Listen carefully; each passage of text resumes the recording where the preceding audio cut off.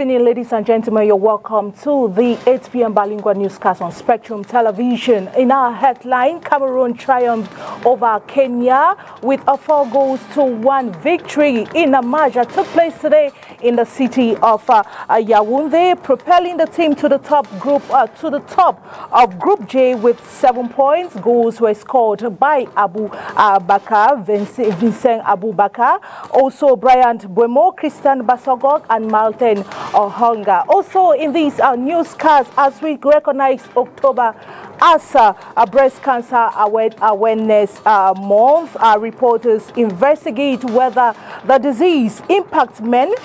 They also dive into the implications of breast cancer awareness beyond the female population. We shall equally be looking at the causes and prevention and strategies of breast cancer. Those were our headlines.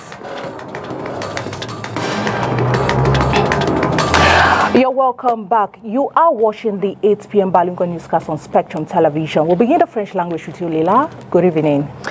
Bonsoir à vous, Cathy Koné. Mesdames, bonsoir. Monsieur, bonsoir. Et merci d'être avec nous. Il est 20h sur les antennes de Spectrum Télévision. C'est le journal.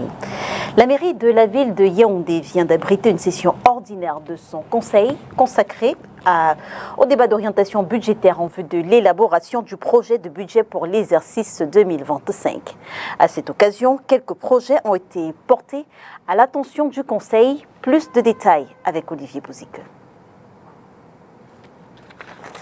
On dit de l'exercice budgétaire 2024 en cours s'exécute dans un contexte plus ou moins difficile, dû au retard dans la passation des marchés et la mise à disposition tardive par le ministère des Finances des ressources financières de la communauté urbaine de Yaoundé, collectées ou centralisées par cette administration destinée au financement des projets. Plusieurs projets ont dû être réalisés sur fonds propres de la commune. Nous avons buté sur les procédures de passation des marchés qui sont longues et lourdes, avec la navette des dossiers entre les commissions de passation des marchés et la commission centrale de contrôle qui siège au niveau du ministère des marchés publics. En perspective, le maire de la ville a présenté l'avant-projet de plan de campagne pour l'exercice budgétaire 2025, lequel plan prend en compte les prévisions du calendrier électoral. La priorité d'abord, c'est d'achever tous les travaux routiers qui sont actuellement en cours. Beaucoup seront achevés d'ici décembre 2024 et puis nous allons donc ajouter de nouveaux tronçons et puis la gestion des ordures ménagères. Et la rencontre de ce jour était consacrée au débat d'orientation budgétaire. Donc, une façon de faire une présélection de ces projets.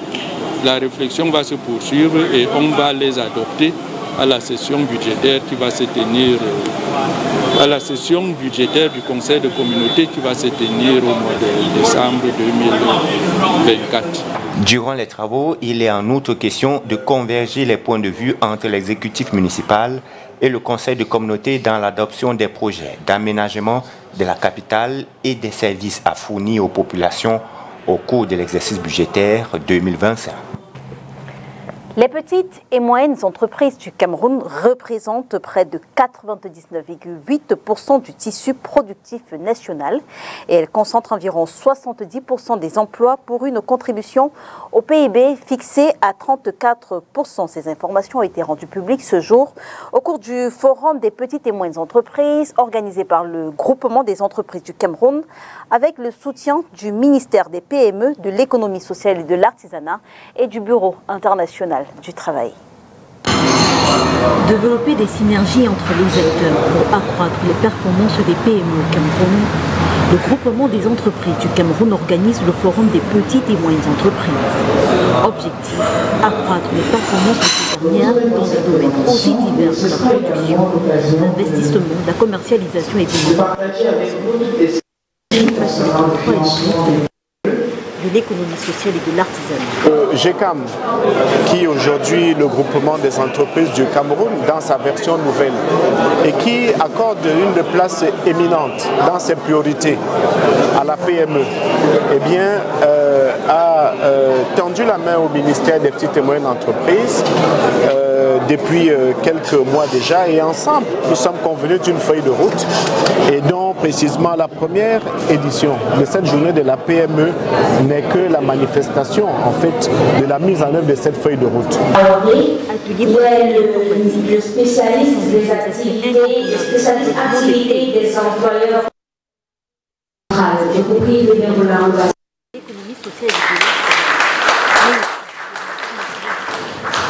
Deux entités dont le soutien aura permis à ces récits de voir le jour. Nous avons écouté en fait les promoteurs de PME, leurs préoccupations. Nous sommes conscients de ce que effectivement il y a des dispositifs à améliorer parce que nous avons passé en revue l'environnement institutionnel, l'environnement juridique, les moyens d'accompagnement financier, technique et autres.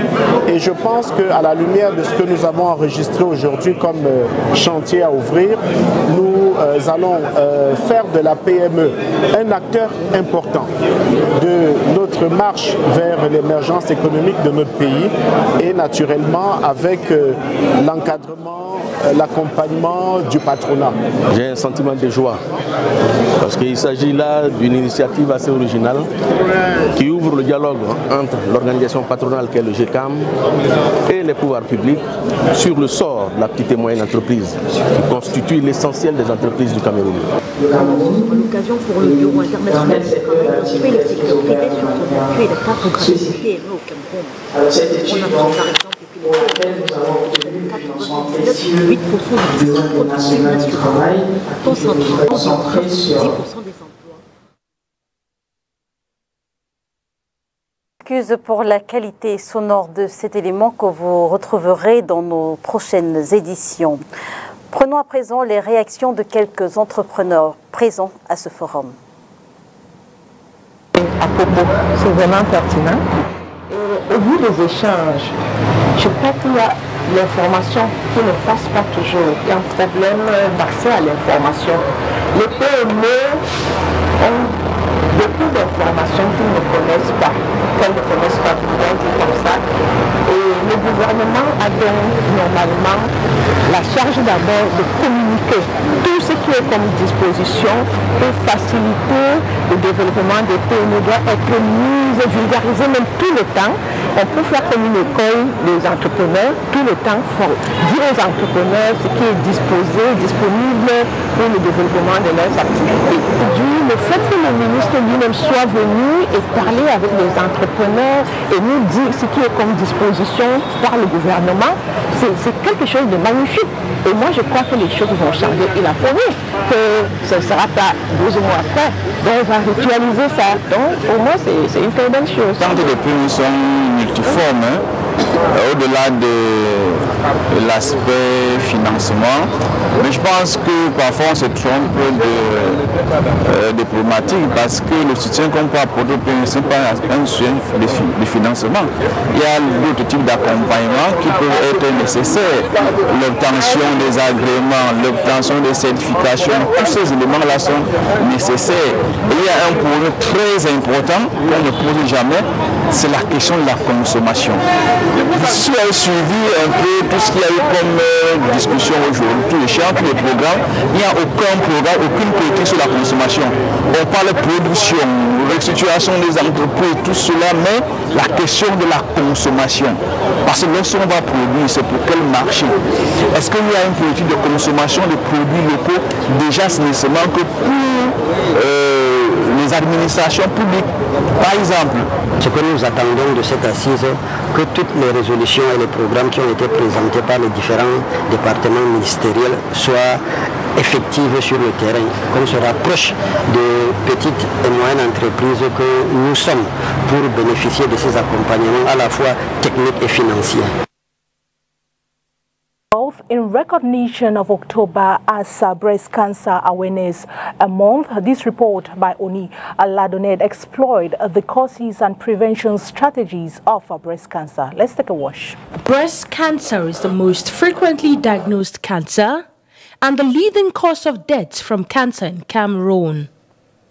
According to statistics from the Global Cancer Observatory, over 2,108 deaths were recorded in 2020, from this pathology. Cancer is this abnormal proliferation of cells, as the cells grow when they're not supposed to, and you will find that inside the breast. Breast cancer is something that's a disorder that is caused by exposure, high exposure to certain types of hormones. These are linked to certain risk factors. The causes are linked to several risk factors. The risk factors could be things that are modifiable or that you cannot modify. Those that you cannot modify will be age and linked to genetic disorders in family. And then the ones that you can modify will be linked to improper feeding, that is, you have a diet that is not balanced, not doing enough exercise, obesity, having the first child before after the age of 30, for example, not breastfeeding your child. So some of the risk factors that you will find linked to breast cancer. Like many other diseases, these can sometimes be avoided by doing the following. To try to avoid tobacco, to try to avoid alcohol, then to do exercise. Exercise would be at least 30 minutes 3 times per week, 30 minutes per day, 3 times per week. It has to be brisk exercise. If you cannot do it in a hall or by walking, you can change your daily activities. For example, you can ask your cab or your vehicle to drop you a distance from your house, and then you can walk. Breast cancer is no death sentence, as doctors advise women to carry out early screening in order to help inhibit its spread. Breast cancer is not a death sentence. This is the reason why we are doing screening, because the cancers usually can be detected quite early for breast, and the earlier you detect the breast cancer, the higher the probability is of being able to treat the cancer. So we encourage women to come in for screening because we want to be able to identify possible patients where you don't have any signs of disease so that you can get it as early as possible. October is dubbed Pink Month, dedicated to creating awareness to breast cancer. And now, in the same line, our reporter Christe Asek-Swele has investigated whether these diseases also impact men. She dives into the implications of breast cancer awareness beyond the female population. Her report. In a surprising revelation, breast cancer is not exclusive to women. Men can also be affected, though it remains a rare condition. However, recent statistics indicate that approximately 1% of all breast cancer cases are diagnosed in men, translating to about 2,620 new cases annually. Dr. Robert Kakanu, a radiologist, says most men are unaware they can develop breast cancer. It's very rare in men, but some men are concerned, especially those who have what is referred to as gynecomastia. They can develop breast cancer just like women. But despite its rarity, the increasing incidence of male breast cancer calls for hastened awareness and research. In men, just like women, this pathology manifests in the same way, says Dr. Kakano. Generally, these are painful blisters which are typically fluid-filled sacs which can be discovered through breast palpation or sometimes the change in color of the skin. With early detection and advancement in treatment, the survival rate for men diagnosed with breast cancer is promising, highlighting the importance of awareness and education in combating this often overlooked disease. Au 26 octobre prochain se tiendra à Yaoundé la 28e édition du festival Écran Noir, une édition qui fait la part belle à l'intelligence artificielle dans le cadre du cinéma africain et qui veut rendre hommage à Alphonse, acteur et réalisateur camerounais. Inès Pangan. Le clap de début de la 28e édition des Écrans Noirs est donné. Du 19 au 26 octobre prochain, le cinéma africain sera à l'honneur à Yaoundé. Ce sera des projections de longs métrages, de documentaires et de courts métrages dans les salles de l'Institut français, Citabula et au Musée national. La projection des films que se greffent toutes les autres activités. Et aujourd'hui, nous avons des films poignants qui viennent du Cameroun, de l'Afrique et d'ailleurs. Donc nous espérons que vous serez évidemment dans les salles de cinéma pour découvrir l'épaisseur des films que nous avons choisis pour vous. Intelligence artificielle et cinéma africain, thème au centre du colloque international. Des réflexions et des échanges sur comment exploiter la technologie tout en gardant la place de l'homme dans le cinéma seront au cœur des débats. Un défi de faire en sorte de bénéficier des bienfaits d'une accélération des capacités de calcul, mais en même temps éviter que l'être humain subisse une extrême réduction objectale, qui soit réduit à un objet, et en particulier un objet superflu. Écran noir 2024, c'est un hommage à Alphonse Béni, acteur et réalisateur camerounais décédé en mars 2023. On essaiera de retracer son parcours en présentant certains de ces films restaurés, jamais vus auparavant par la jeune génération des cinéastes camerounais.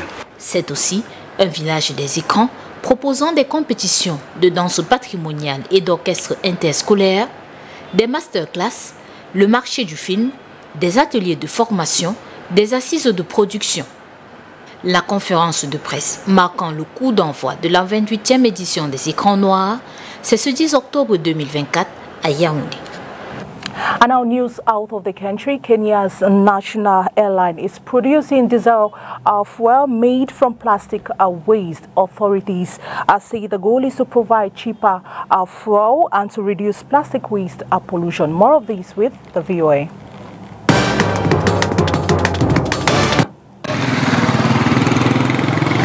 Uncontrolled disposal of plastics in Kenya often increases pollution and waste in the environment. Most of this plastic ends up in landfills. However, this month, national airline Kenya Airways launched a project to turn plastics to fuel. The plastics are shredded and loaded into this hopper. Heat breaks the plastics down into oil, which is refined into diesel fuel for ground vehicles. The company's chief operating officer, George Kamal, says at least 1,000 liters of fuel is produced daily.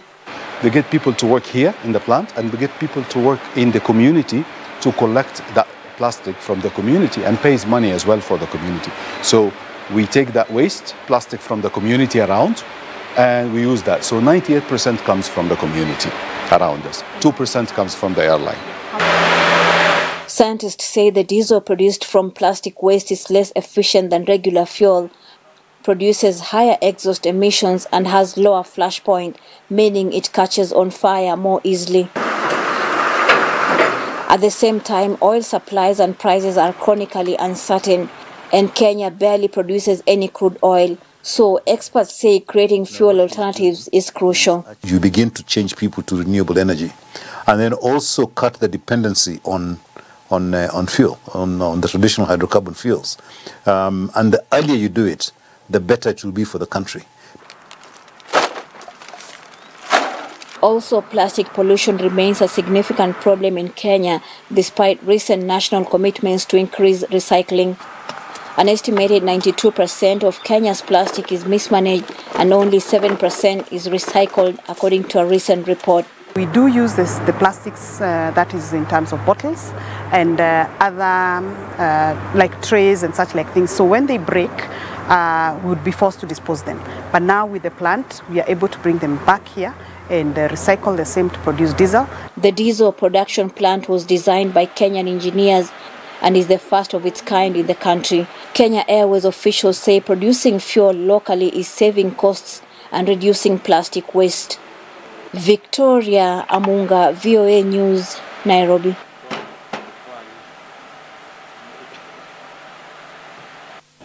And now in sport, Cameroon triumphed over Kenya with a 4-1 victory. Today in the nation's capital, Yaoundé, the goal, or it is, are propelling the team to the top of Group J with 7 points. The goals were scored by Vincent Abu Abaka, Bryant Buemo, Christian Basogok, and Malten Hongler. Onil Adonet was present on the field and put together this report.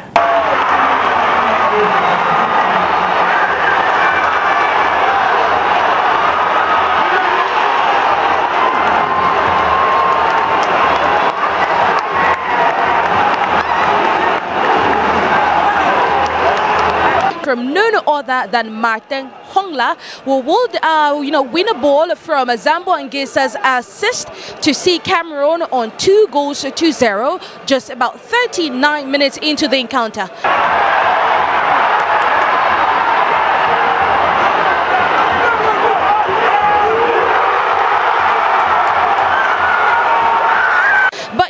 Moving forward, like 1 minute, around the 41 minutes, we will see Kenya's Olunga equalize or draw one back for Kenya to see the scoreline stay on 2-1. And at the 42nd minute, just 1 minute later after that Kenyan goal, we will see Brian Bemo net one for Cameroon from a Basogok assist to see the scoreline on 3-1, just 42 minutes into the encounter.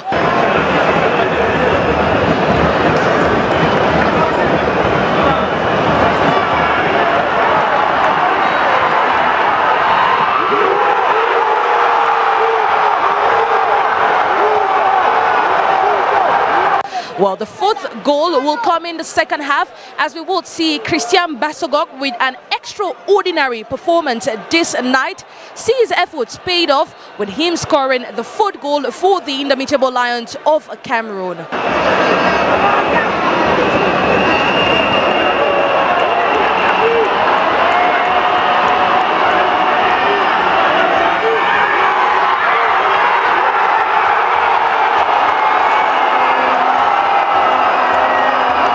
Well, with the scoreline at the Madayuja Stadium, we've seen Cameroon leapfrog to top position in Group J with 7 points, just 2 points clear of second place Zimbabwe, who is on 5.